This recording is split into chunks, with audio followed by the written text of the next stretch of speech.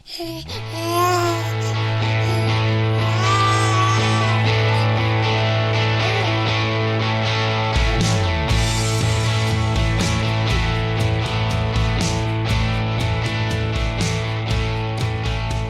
to the Aging Well podcast. I'm Jeff Armstrong here with Corbin Bruton. In this and the episodes that follow, we will share candid discussions on aging and hear from the experts. We are here to inform and encourage as we experience, aging. This is part 4 of our series on the 7 habits of highly effective aging. The habits to be discussed include keeping self-esteem, maintaining fitness, being busy, remaining connected, being happy and making others happy, fighting for rights, and planning for fourth age. In this episode, we discuss habit 5, being happy and making others happy. So what are we up to? Habit 5? What is habit 5? Habit 5, being happy and making others happy. According to the article, this is an important habit the third age elders must inculcate, as happiness is true significance of life. While life is a journey that has its moments of pleasures and sorrows, a matured elder must appreciate philosophy of life and try to be happy at all phases. Besides being happy, he/she should behave in such a way that always brings happiness on faces of others. Creating an ambience of happiness should be true motto of a third age elder. What is happiness? Well, according to ChatGPT, happiness is a subjective experience in a positive emotional state characterized by feelings of joy, contentment, satisfaction, and well-being. It is often associated with a sense of pleasure, fulfillment, and a positive evaluation of one's life circumstances. Happiness can be influenced by various factors, including personal temperament, life circumstances, relationships, health, and external events.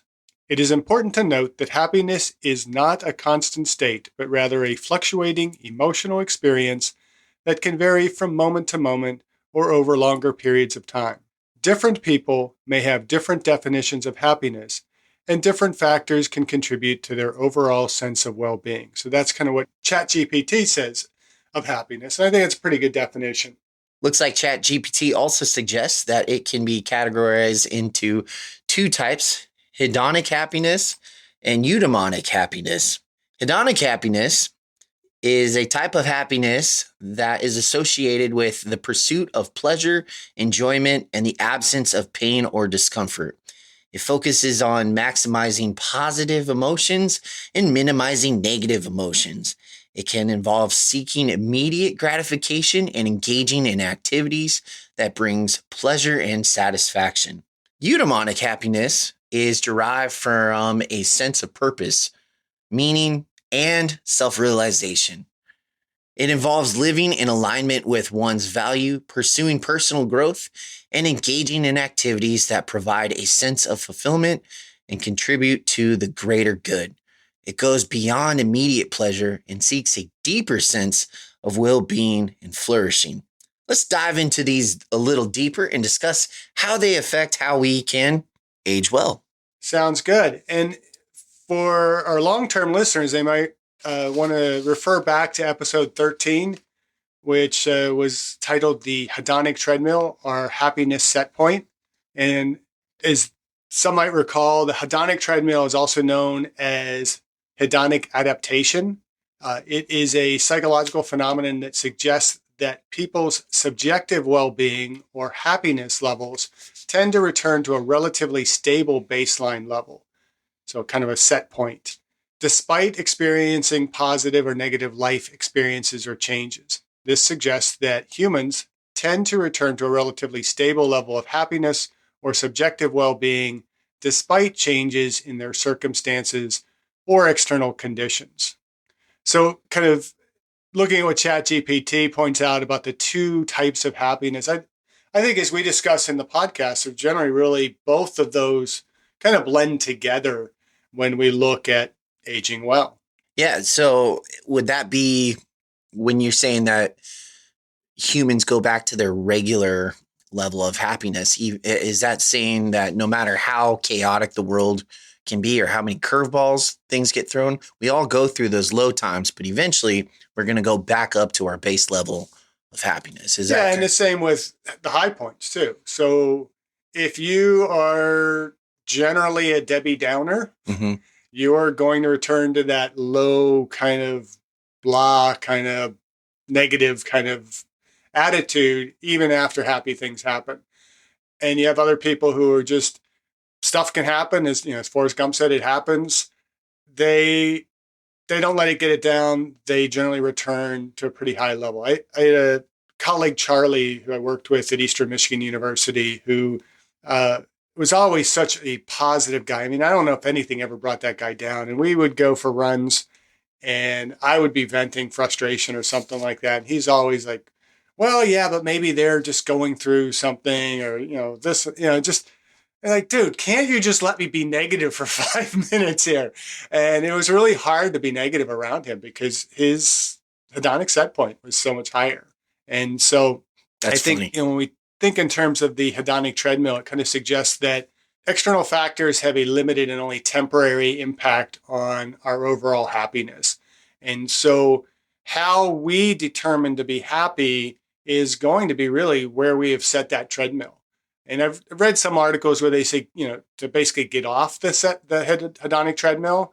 I don't necessarily agree with that. I think when we look at a hedonic treadmill, we think of it like exercise, where we want to kind of progress that level of happiness, that state of happiness, in an upward direction as we are attempting to age well. And so as a set point, it has to be triggered upwards, and it's going to have, adjustments. We're going to move it up, and then it's got to kind of stay stable, and we got to get used to being at that point, and then we move it up again.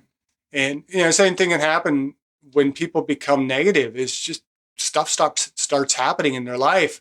It starts kind of setting that treadmill down a bit, and then they get used to being there, and then more things happen. They get down again, and it just keeps moving them downward.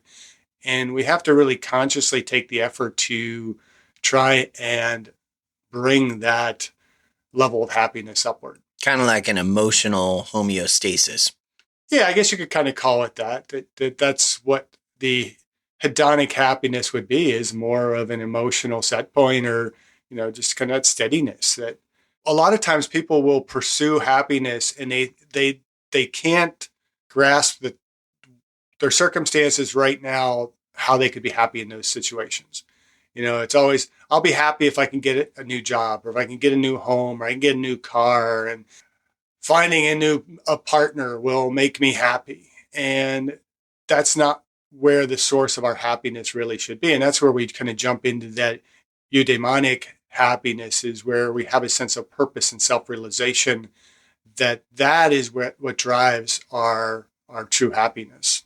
Make sense? No, it totally makes sense. I think, well, even that it feels like we should be focused more on the eudaimotic happiness, because I feel like that is going to have way more of an impact versus the hedonic happiness. If you know your purpose, or you know your skill set, or you know your value, or you know what you're worth, that's going to have way more of an impact versus I have all these great things. I got everything in my life. Everything's going awesome, but something could be missing, right? That what is missing? What's that part in my heart, in my soul, that is missing, that's preventing me to get to that ultimate level of happiness? Yeah, and I do think that both really need to be present in there. I think, we have to be, because sometimes people can overemphasize the sense of purpose and, this pursuit of meaning in life, and forget to kind of be happy. It's like, I generally feel like I have a pretty good sense of purpose and meaning in life and things like that. And I recall several years ago, it was raining, as it often does here in the Pacific Northwest. And I was driving along this one road near our home, and there's a lot of pine trees in this area, and the needles were kind of all over the road. And that combination of the moisture, the pine needles, and then just driving over them to kind of release that pine scent, it just the scent really struck me. You hear people say, you got to take time to stop and smell the roses. I hadn't taken time to stop and smell the pine needles. Mm-hmm. And it kind of just struck me as I need to kind of slow down and just kind of appreciate the now in my life. And so I do think there needs to be a little bit of that piece of both. And I also think that when we look at happiness, that overall happiness in life is a bit more of a asymptote, that we have to, that we can find things that can grow our happiness pretty quickly, but the more we achieve, the closer we become to fulfillment of that purpose, the closer we come to having all of the things that we need and want in life, the harder it is to really push that happiness up more. So at some point, you have to kind of become a little bit more content in kind of what you have. Well, I think that also is part of the journey of aging well as well. Because I remember in my 20s just getting after everything, trying to find a new job, trying to find, places to live and say, if I only had this, I'd be happier. If I only got paid this much, I'd be happier. And I was just work, work, work, work, work, work, go, go, go, go, go. But there was just something that was missing. And it wasn't until I came into my 30s where I started realizing like who I was as a person, what skill set I bring to the table, what I offer. And I started to become more comfortable in my own skin and not necessarily, I, I don't want to say I focused on the materialistic things. Because I haven't really been a materialistic person, but I would focus on a lot of earthly things, I guess you can say, like just being in the moment. And sometimes getting too wrapped up in the moment, you're surrounded by an environment or people, and yet you still feel alone. There's still something that you're like, I just feel out of place. I'm a square peg in a round hole. And then you just kind of in your 30s, I don't know, it's just been awesome. I feel like things that used to stress me out don't stress me out anymore. I feel like I have a more mature mindset. I feel like I'm a way more emotionally stronger. And yeah, I'm really excited to see what the next journey is going to be. I discussed my epigenetics test with True Diagnostic co-founder Hannah Wendt in episode 162. Epigenetic testing measures baseline and changes in your pace of aging, giving you the power to steer your anti-aging or health and wellness journey in the right direction. I learned that I am aging well. Click on the affiliate link in the episode description, use the promo code AGEWELL, and receive a 12% discount on your epigenetics test and monitor your pace of aging. And I think, again, that kind of goes back to a better understanding of that hedonic treadmill, that you can be kind of stuck in that same place, going the same speed, living in the same circumstances, the same level of happiness or unhappiness in your life. And, the hedonic treadmill really suggests that the external factors have really a limited and temporary impact on our overall happiness. And that's the thing that we should most consider, is that the things that are happening around us are only temporary. They're very limited. And I think we'll kind of get back to talking a little bit about my Haval a little bit more and how that plays into happiness. But as we adjust to kind of new circumstances, our expectations and desires are often kind of rise together with that, And so as things improve in our lives, we generally will tend to have more higher expectations, and it leads to this kind of constant pursuit of happiness. And that's where we can kind of get a little bit off base, is where we have this perpetual pursuit of happiness can create kind of a cycle where we're constantly looking for new sources of happiness, new sources of pleasure. We see this in individuals with drug addictions and how they can go from what some might call like a gateway drug into more severe drugs and more life-threatening types of drugs. We're constantly pursuing happiness or pleasure with this idea that it's going to significantly improve our well-being. And so as they adapt to these, they're looking for more happiness. And so that kind of puts them on this metaphorical treadmill. And they're all constantly chasing happiness.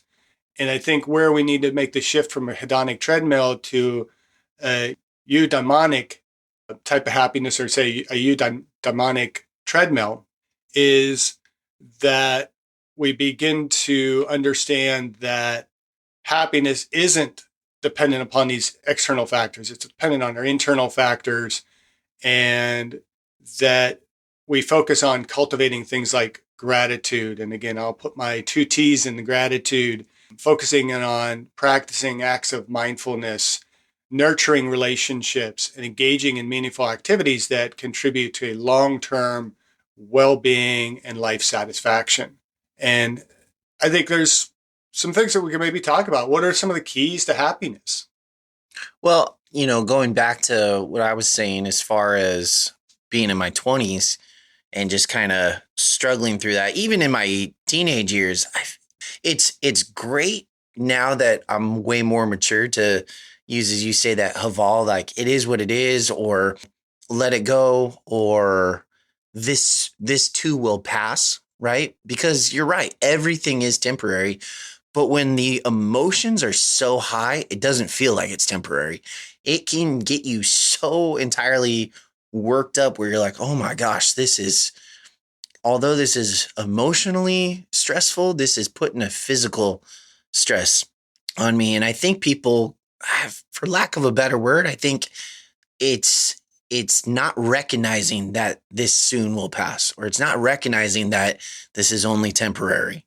This pain or this uncomfortability, this is a temporary situation. And once you recognize that, it's one of the greatest feelings ever.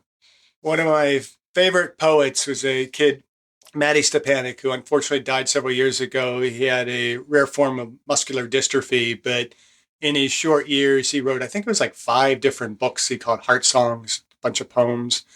He was a kid who touched tons of people. I mean, he became really close friends with Jimmy Carter, and just amazing mindset in this kid. And one of his favorite lines were, always remember to play after every storm. And Ooh. if you notice, as you walk in our entryway, there's a placard up there that says that. And it's a reminder as I come down the steps every morning to remember to play after every storm, because shit's going to happen in life. And we don't have control over that, but we have control over what happens next. And, if you remember back to being a kid, how much fun it was to go out and play after a storm, play in the mud puddles and jump around, or even play in the rain.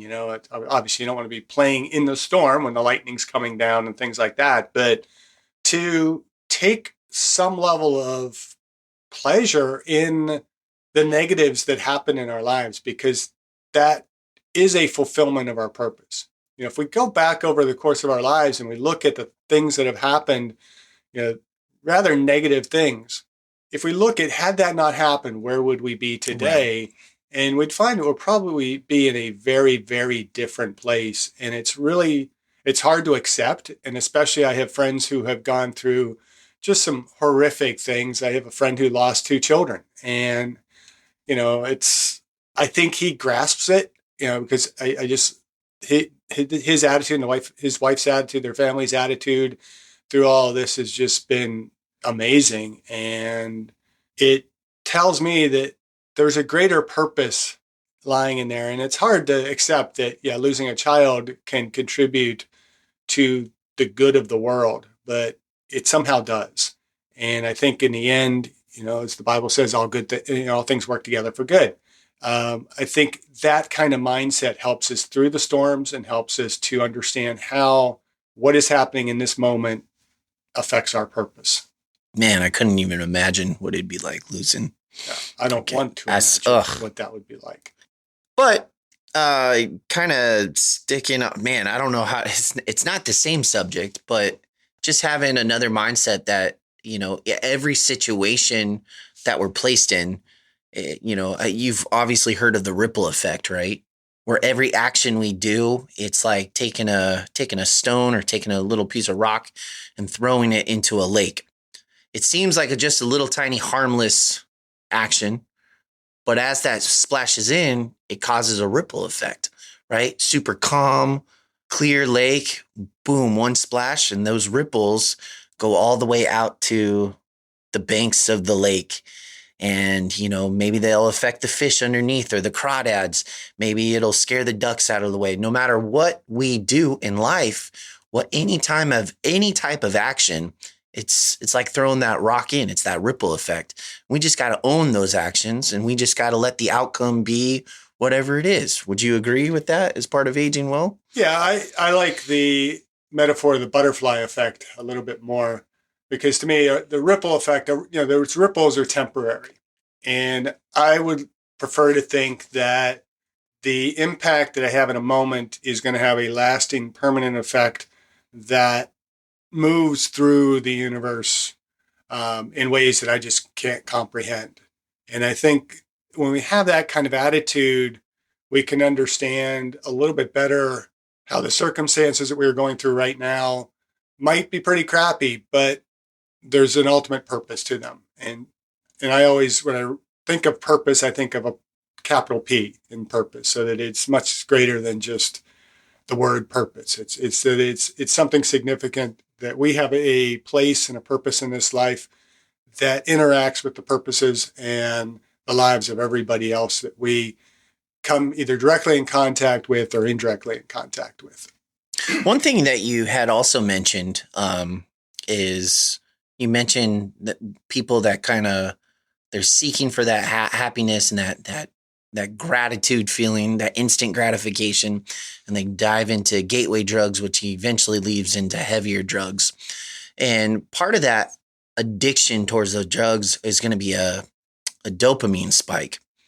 Now, I think it's really interesting that another thing that spikes dopamine levels is social media and stuff. There's a lot of research that's out there that a contributor to some of the anxiety or depression that's out in the world is people are so hyper focused on social media, whether they're wanting to see what the other person's doing, or maybe it's that FOMO, that fear of missing out, whatever it is spiking and dropping and plummeting and raising up and down that hedonic treadmill effect. I would say one of my best decisions I ever made was I just stopped being on social media. Still have them. I just haven't been on in 8 years. Man, what a completely different mindset. Just removed so much garbage from my life just by making that decision to stop going on. There's good and bad in that. I mean, I take kind of the opposite approach. I am probably on social media more now than ever, but my goal in being on social media has changed. In the past, I've found that it was an avenue for me to kind of voice negativity and just vent a little bit. And I decided to kind of get away from that and try to use it as an avenue not only to make myself more positive, to feed my gratitude or my sense of happiness, but also to understand that if I'm unhappy, if I'm feeling really shitty today, then there's somebody else out there that's feeling pretty shitty today. And so I try and put some positive quotes on there on occasion. I will fairly often just simply put the statement out there, praying for some very special people. And I don't have to tell who I'm praying for, but in that act, I know that there are people out there that are going to receive that as like, somebody's thinking about me, somebody's praying for me, and it's going to help to elevate them. And I feel like I get some positive feedback from friends that, those kind of actions are rewarding and helpful. And I have plenty of other friends that do stuff like that on social media that just kind of make my day a little bit brighter. I have one friend from high school, got a new J through elementary school, through high school. He was in my homeroom. He'll almost daily put on some of these dad joke kind of statements on there that are just pretty hilarious, but there's kind of those funny, mind blowing, off the wall kind of statements. And it's like, I wish he knew how much I appreciate seeing those on a regular basis. I have my friend Cindy, who I've mentioned several times, that has rheumatoid arthritis. She puts out some of the most positive stuff out there, just trying to lift people up. And I know the shit she's going through, but knowing that she's going through that and putting out these positive vibes, it makes me feel better. And it encourages me to do the same for other people. So I don't think that social media is bad and it is something that we necessarily have to escape from. That doesn't mean that you're escaping from it is a bad thing or that you should need to get back on it. But it's how we use the circumstances in our lives that dictate how happy they make us. And again, that is where that eudaimonic happiness kind of comes from. We have a little bit more effect on our circumstances, and everything isn't external. It's a bit more internal in terms of determining what our pleasure levels are going to be, what is our sense of well-being, and what is our purpose. And I think when we focus in on personal growth and trying to focus in on contentment, and contentment, oftentimes we think of, if I'm content, I'm just happy in my present circumstances. And that's kind of a hedonic approach to happiness, is just telling you, be content where you're at. And yeah, okay, stuff's going to happen, but the storm's going to pass and you'll be happy again. But that isn't necessarily improving on our level of happiness. It's not elevating our state of contentment and happiness. And so contentment doesn't have to be a fixed point in life. It, to me, is more of, like I've used repeatedly, the idea of an asymptote. Our happiness is an asymptote that we can continue to move toward it, and we're never going to hit that state of nirvana, where everything is just utopic and we're in a perfect state of happiness. We're always getting a little bit closer to that pursuit. And same with purpose. We never fully fulfill our purpose. We're always kind of getting close to it. And I think one of the keys to happiness is having contentment with a sense of what the Japanese called kaizen. Trying to get better, be better at being happy, trying to be happy, but in the same process, trying to make others happy. And that's kind of one of the other half of this habit is being happy, but also helping others to be happy. How does it say? Making others happy. Oftentimes, when we think of happiness, we tend to be self-centered in our happiness, but there's also that need to be more other-centered in our happiness, to brighten other people's days. And when we brighten other people's days, it has an effect of brightening our own. Being that light in the world isn't just to draw attention to ourselves. It is to radiate that happiness, that state of love and being and contentment to other people. So kind of like the metaphor, glass half empty, half full. Back to that. Right. Yeah. Well, we mentioned it and it actually turned into a pretty good conversation off the podcast. It ended up being a lot deeper than that, but it's kind of, I think I had mentioned, in that level of being content, you can either see your glass half empty or half full. And I was like, you know what? Or you can change your perspective altogether and it's always full, right? It's full of half water and half air. It's always full. You can always change it into that positive. But what you're saying is, no, it's half full, but keep filling it. Keep filling it until it runs over. Keep filling it until it starts saturating everything around it and it starts overflowing to the point where the other cups start filling and it's giving more purpose. Like, get your cup overflowing, right? Is that what you're saying? That wasn't exactly what I said when we had that conversation. No, I'm saying, are you saying that now though? Well, again, you start kind of getting into different metaphors with the cup being half full or half empty kind of thing. I like to approach it as the cup is constantly growing, and so it will never be full. And so as we look at happiness as as that glass, our happiness, our capacity to be happy grows, and the things that fill and make us happy are growing, but there's that greater pursuit of not again, if you look at it from a hedonic standpoint, you're always trying to fill that glass with things that make us externally happy. Getting a new car, getting new clothes, finding new relationships, those types of things, rather than growing it more purposefully and making ourselves, happier with the circumstances that we have so that we can make others happier. I'm not sure if that's making any sense. We're kind of trying to pull that all into that analogy, but um, yeah, you could say kind of that, if the cup is running over and the cup is growing, then you are fulfilling that happiness. You are filling your life faster than you can set the goals to do that. And I don't think that's always going to be possible. I think as we seek to grow, again, understanding that happiness is that asymptote, or happiness is that constantly growing glass that is never going to be 100% full.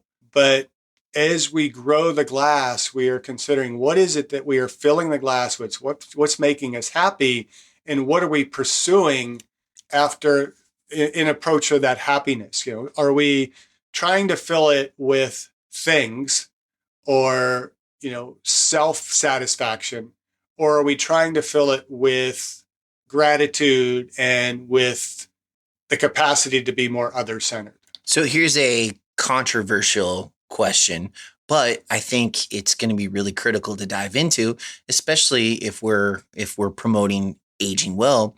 Is happiness a mindset? Absolutely. What else would it be? Well, because some people might argue and say, well, how can you say that? I'm not happy. I suffer from depression, et cetera, et cetera, et cetera. But where does depression arise from? There we go. It arises in the mind. And, so yes, depression is very much again, it's something that we would consider to be biopsychosocial, that there are biological contributions to one's depression. And if it is biological, yes, there are things that we can do to treat that, with, drugs or, pharmaceuticals that might help to regulate the brain chemistries that make someone less depressed. I think we've talked about the role of creatine in depression.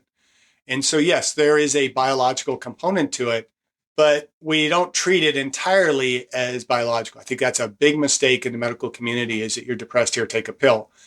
We also have to look at what are the psychological parameters, what are our sociological parameters that are contributing to that mindset. And so I like to say, choose to be happy. And I know for some that's a very difficult choice, but if you are suffering from depression, you do have the choice to let that depression suck you down even lower. And that's where, unfortunately, a lot of people in a depressed state end up taking their own lives. But we can also try and find our pathway out of that, to choose to be happy, to escape that depression.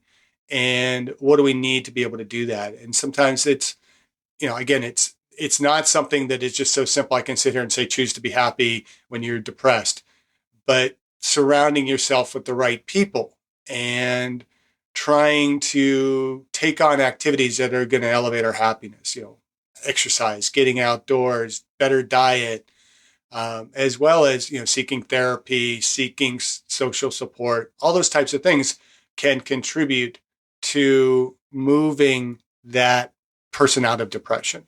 Well, you're right. I don't think it's that simple. And I don't think you're saying that at all. I think what you're saying is, don't find comfort in the darkness, and that's a lot easier said than done, but don't find comfort in that darkness, and don't submit to, that spirit of sadness. So whatever is holding you, don't submit to it, and don't find comfort in that. As easy as it is, because your body has a reaction when you're in that mindset of just, oh, everything sucks, I suck, blah, blah, blah. Don't go there. Start giving yourself positive affirmations. Start, as you said, joining a group. Find a purpose to get out of bed and go for it. And it just like Man, what class did you take? The Just like Bob. What about Bob? Baby Yeah. steps, right? You don't have to see the entire stairwell to figure out what's up at the top. You just have to take those first couple steps and make your way there. And it could be a journey, and you might have to take a breather every now and then, but get to that destination. And I promise it's going to be worth it. And happiness for everybody is a process. It's a series of choices. It's a series of actions. It's having a growth mindset. It's wanting to be in a better state than we currently are. And not only putting ourselves in a better state, but more importantly, attempting to elevate the state of other people, to make others happier. And so, whether we are in the first age, second age, third age, or even in the fourth age, I mean, people in the fourth age, oftentimes that's when people will find the most contentment and happiness. When they get to the end of their life and they look back and say, no, I'm ready to go. I've had a great life. I'm around good people. All I want is, my family to be around me as I pass through this last stage of my life and go to what's next in the universe for me. Right. And so having that mindset of wanting to be happy and make others happy is important no matter where we are in the various stages of life. Well, you look at your most successful people, and success comes in many different forms, but you look at the people that completely changed their life around. They were sick and tired of being sick and tired, and they were like, I want more. I want to be better, and I will be better. And there, you see several interviews with them because everyone sees their success, but no one actually sees the journey or the struggle. And they'll tell you, sometimes you're not motivated. Sometimes you want to stay in bed or you want to slack off. But if you have that goal and you have that dream and you can visualize it and you can see yourself being a better person, a happier person, or whatever the case may be, go for it. Don't let anything stop you from having that. And I would also say that, we have to evaluate what is our definition of success. A lot of those people that you might on the surface appear to be success, they've got a nice big home, they've got, apparently a happy family and a nice car. They are some of the most miserable people on the earth. And some of the people that are the most happy are the people that have the least. And so success should be a matter of finding our purpose and finding our contentment in the circumstances that we have been put in. And so if we want to age well, let's focus in on being happy and making others happy. Sounds like a pretty good process to age well. Thank you for listening. I hope you benefited from today's podcast. And until next time, keep aging well.